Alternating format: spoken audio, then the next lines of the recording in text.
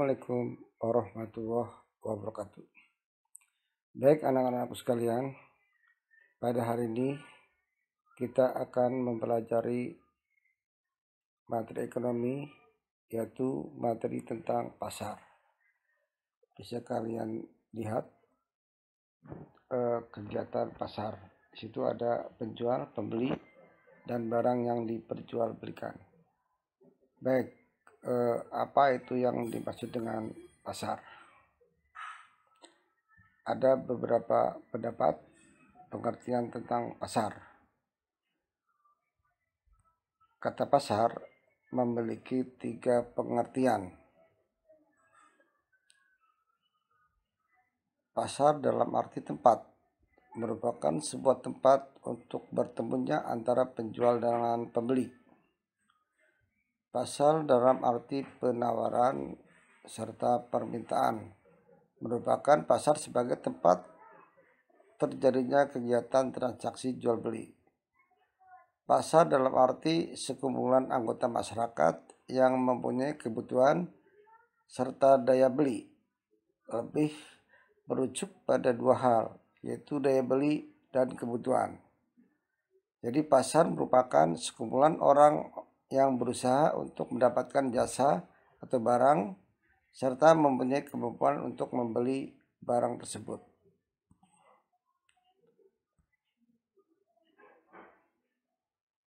Ciri-ciri pasar.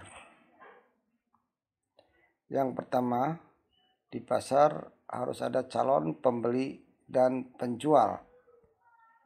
Yang kedua, di pasar harus ada atau terdapat barang yang hendak diperjualbelikan. Yang ketiga, terdapat proses permintaan serta penawaran oleh kedua belah pihak. Mereka biasanya saling tawar-menawar. Yang keempat, terdapat interaksi antara pembeli dan penjual, baik itu secara langsung maupun tidak langsung. Baik, kita sekarang akan membagi atau mengklasifikasikan pasar. Di sini pada garis besarnya pasar ada 2 jenis pasar, yaitu pasar tradisional dan pasar modern. Pasar tradisional adalah suatu pasar di mana tempat tersebut merupakan bertemunya pembeli dan penjual, serta terdapat transaksi jual beli secara langsung pada umumnya dan terjadi tawar-menawar. Pada pasar tradisional, bangunan dari pasar tradisional ini biasanya berupa kios, gerai, atau dasaran terbuka yang dibuka oleh para penjual atau pengelola pasar. Kebanyakan pasar tradisional menjual berbagai macam barang kebutuhan yang diperlukan sehari-hari. Pasar modern. Pasar modern tidak jauh berbeda dengan pasar tradisional. Namun pada pasar modern terdapat penjual dan pembeli yang tidak bertransaksi secara langsung, melainkan konsumen atau pembeli melihat label harga yang terdapat dalam bank tersebut. Berada dalam bangunan, staf pelayanannya dilakukan secara mandiri atau swalayan dan dapat juga dilayani oleh pramuniaga. Barang yang diperjualbelikan selain dari bahan makanan, terdapat juga barang lain yang dijual. Biasanya barang yang diperjualbelikan yang tahan lama. Contoh dari pasar modern misalnya ada minimarket, pasar swalayan atau supermarket, dan lain sebagainya.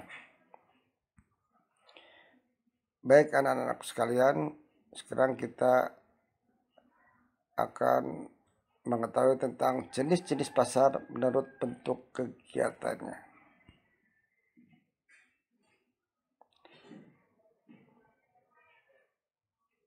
Jenis pasar menurut bentuk kegiatannya dibedakan menjadi dua, yaitu pasar abstrak dan pasar nyata.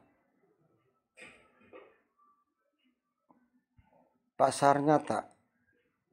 Pasar nyata merupakan sebuah pasar di mana terdapat berbagai jenis barang yang diperjualbelikan serta dapat dibeli oleh pembeli.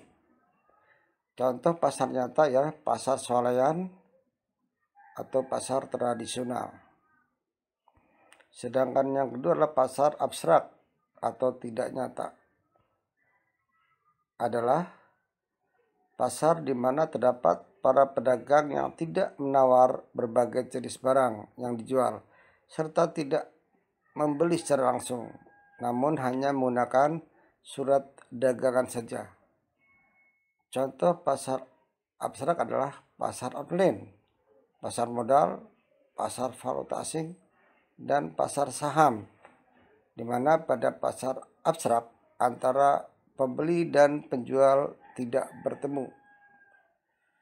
Biasanya barang yang diperjualbelikan juga hanya sekedar contoh, bisa juga berbentuk gambar.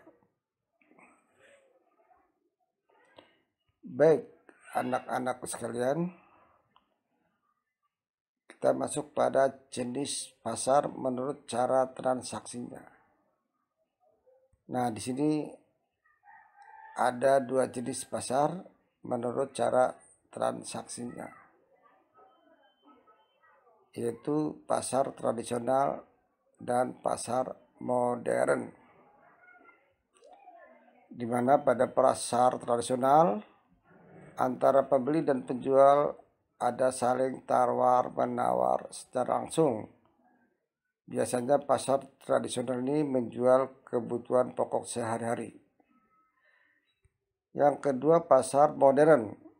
Pada pasar modern antara pembeli dan penjual tidak ada saling tawar-menawar, karena pada pasar modern di barangnya sudah ada label harga barang, ya. Sudah tidak bisa ditawar, barang harganya adalah pas. Contoh pasar modern adalah plaza, mall, supermarket, dan sebagainya.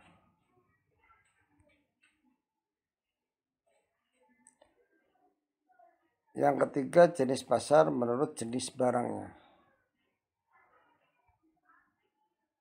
Baik, di sini ada pasar barang konsumsi, ada juga pasar barang produksi.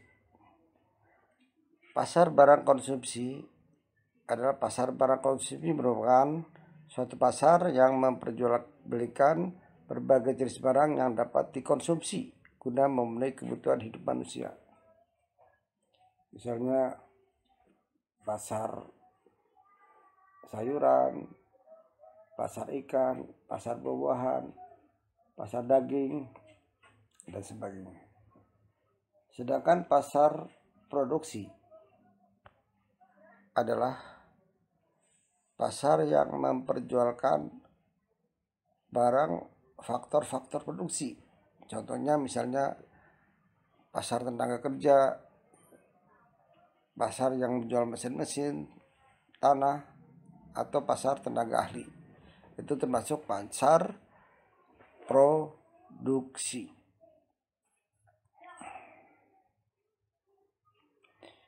Jenis pasar menurut waktunya. Jenis pasar menurut waktunya dibagi dalam beberapa jenis pasar. Yang pertama pasar harian. Pasar harian ini pasar yang menjual belikan barang dan bukanya setiap hari. Biasanya pasar ini menjual barang-barang kebutuhan pokok. Contoh pasar Caryu. Ada juga yang kedua pasar mingguan. Pasar yang dibuka setiap seminggu sekali.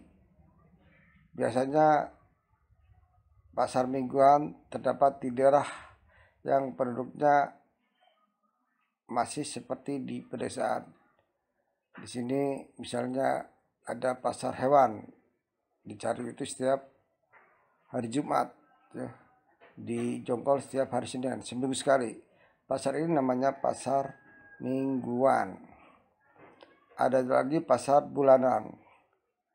Pasar bulanan adalah pasar yang dilakukan sebulan sekali. Jadi pedagang dan pembeli bertemu sebulan sekali.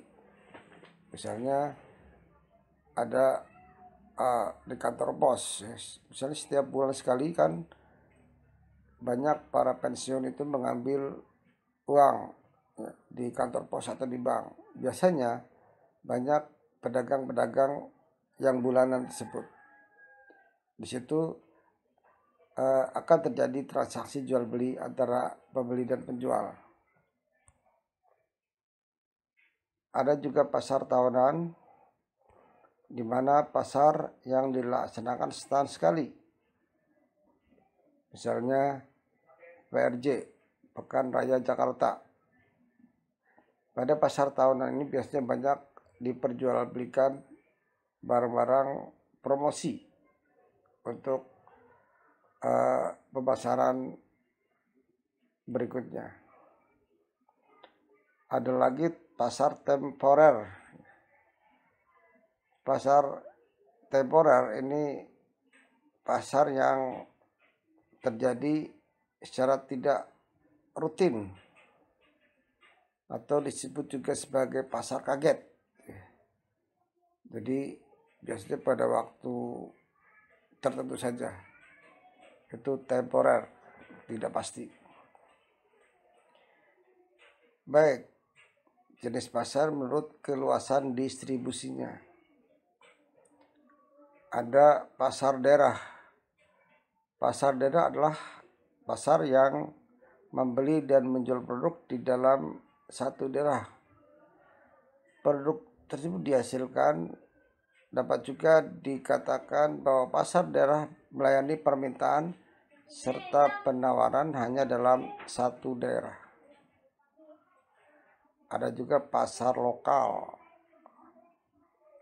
Pasar yang membeli dan menjual produk di dalam satu kota tempat produk tersebut dihasilkan. Dapat juga dikatakan pasar lokal melayani permintaan dan penawaran hanya dalam satu kota. Ada lagi pasar nasional. Pasar nasional adalah pasar yang membeli dan menjual produk dalam satu negara tempat produk tersebut dihasilkan. Dapat juga dikatakan pasar nasional melayani permintaan serta penjualan dalam satu negara. Misalnya di sini pasar Tanah Abang, itu pembelinya dari berbagai daerah. Selanjutnya pasar internasional. Pasar internasional merupakan pasar yang membeli dan menjualnya dari berbagai negara. Dapat juga dikatakan luas jangkauan dari pasar tersebut adalah di seluruh dunia. Contoh pasar kopi di Santos, Brasil. Pasar tembakau di Bremen, Jerman.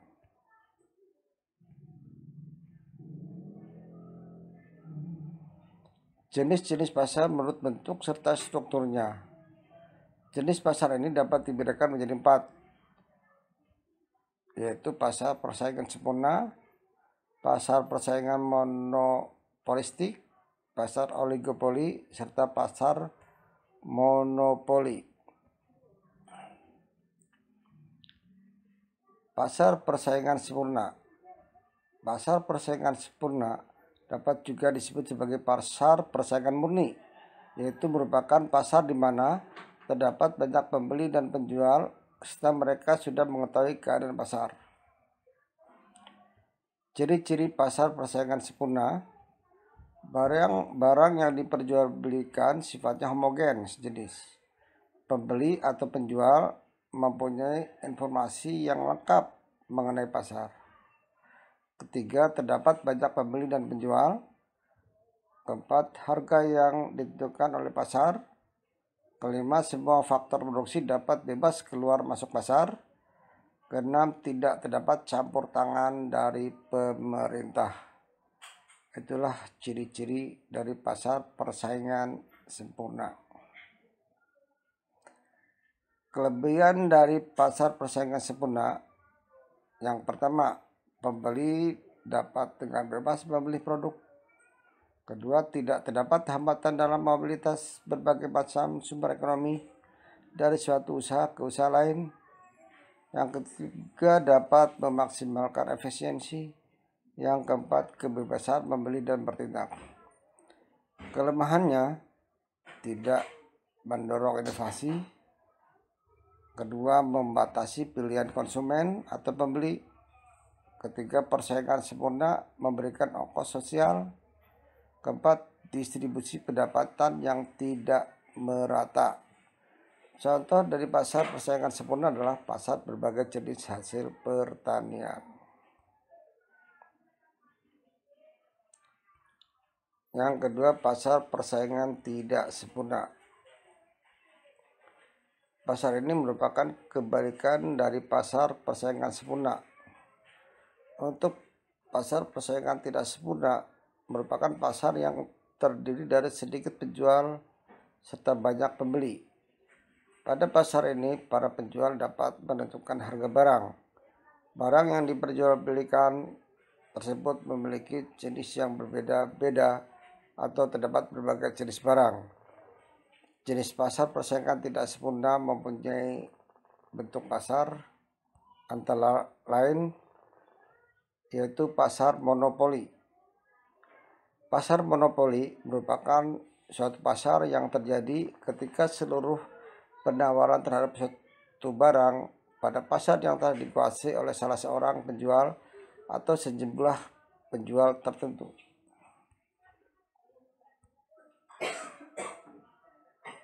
Contoh pasar monopoli. Hanya terdapat satu penjual sebagai pengambil keputusan harga. Penjual lain tidak dapat menyaingi dagangannya. Ketiga, pedagang lain tidak dapat masuk. Hal ini karena adanya hambatan dengan undang-undang. Yang keempat, jenis barang yang diperjualbelikan hanya semacam. Kelima, tidak ada campur tangan dari pemerintah dalam masalah penentuan harga. Kelebihan pasar monopoli, keuntungan penjual yang tinggi. Kedua, produk yang menguasai hajat hidup orang pada umumnya diatur oleh pemerintah. Kelemahan pasar monopoli, pembeli atau konsumen tidak terdapat pilihan lain untuk membeli tersebut. Keuntungan hanya berpusat ke satu perusahaan. Ketiga, terjadinya eksploitasi pembeli. Contoh pasar monopoli adalah PT Pertamina atau Persero, di mana perdagangan minyak dikuasai oleh Pertamina saja, tidak ada perusahaan yang lain.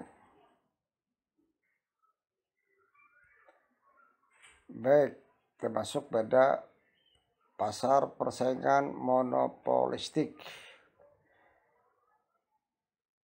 Jenis pasar ini merupakan suatu pasar yang banyak penjual yang menjual barang yang berbeda corak. Pasar jenis ini banyak dijumpai di sektor perdagangan, eceran, dan jasa. Misalnya jasa salon, toko kelontong, angkutan, dan toko obat. Pada pasar persaingan monopolistik memiliki ciri-ciri sebagai berikut. Terdapat banyak penjual dan banyak pembeli. Kedua, barang yang dihasilkan yaitu sejenis namun coraknya berbeda, seperti sabun, minyak goreng, pasta gigi, dan lain-lain. Yang ketiga, terdapat banyak penjual yang memiliki besarnya sama, sehingga tidak terdapat satu penjual yang dapat menguasai pasar. Penjual dapat dengan mudah menawarkan barangnya di pasar. Yang kelima, penjual memiliki sedikit kekuasaan dalam mempengaruhi dan menentukan harga pasar. Yang keenam, adanya peluang guna guna bersaing dalam keanekaragaman jenis barang yang dijual di pasar.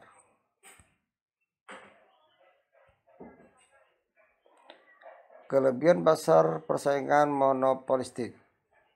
Yang pertama, penjual tidak sebanyak seperti pasar persaingan sempurna. Kedua, produsen akan berpacu untuk berkreativitas. Ketiga, pembeli atau konsumen tidak mudah untuk berpindah dari satu produk ke produk lain. Kelemahan daripada pasar persaingan monopolistik. Biaya yang mahal untuk ke pasar monopolistik. Hal ini karena untuk masuk ke pasar dibutuhkan adanya riset dan pengembangan produk. Kedua, persaingan yang sangat berat. Hal ini karena pasar tersebut pada umumnya didominasi oleh berbagai jenis produk ternama.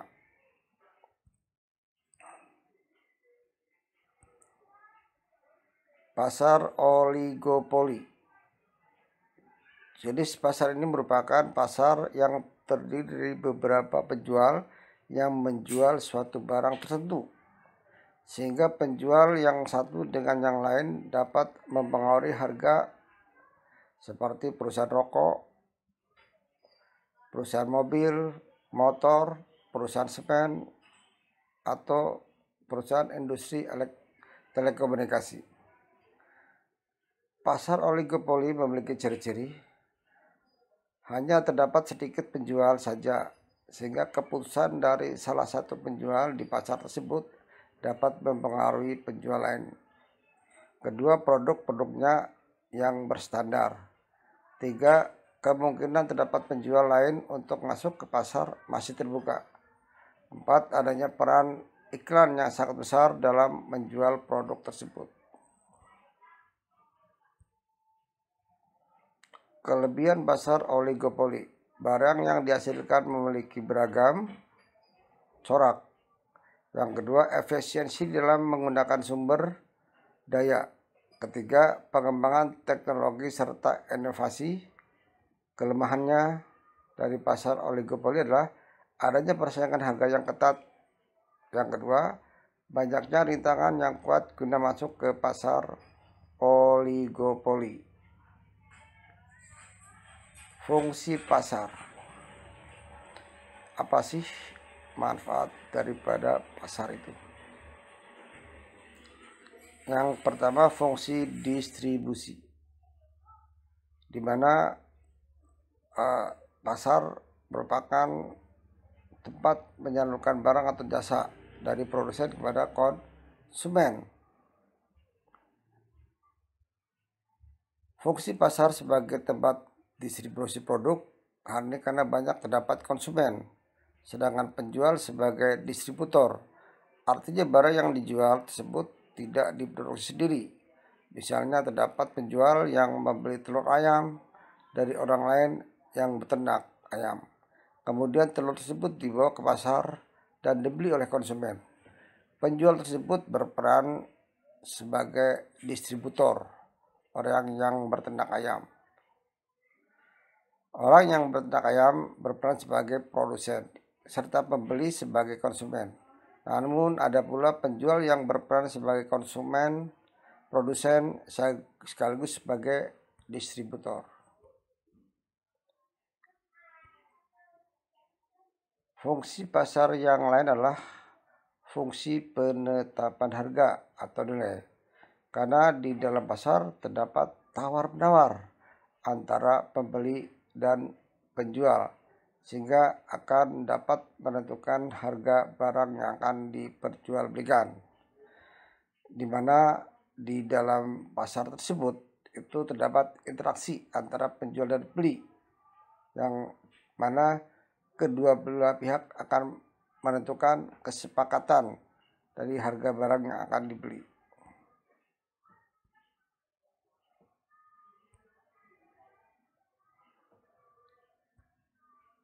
Yang ketiga, fungsi pasar sebagai fungsi promosi, di mana pasar tempat berkumpulnya para konsumen yang merupakan tempat promosi yang sempurna bagi produsen guna memperkenalkan produk mereka.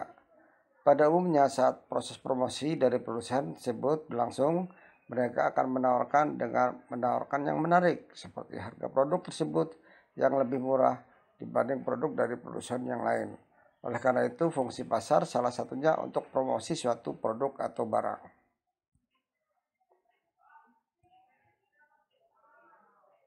Fungsi penyerapan tenaga kerja.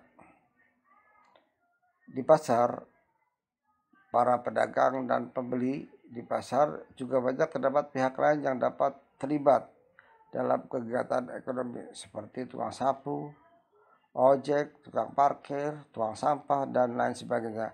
Oleh karena itu, fungsi pasar sebagai tempat penyerapan tenaga kerja, di mana di pasar menyediakan barang dan jasa guna masa mendatang.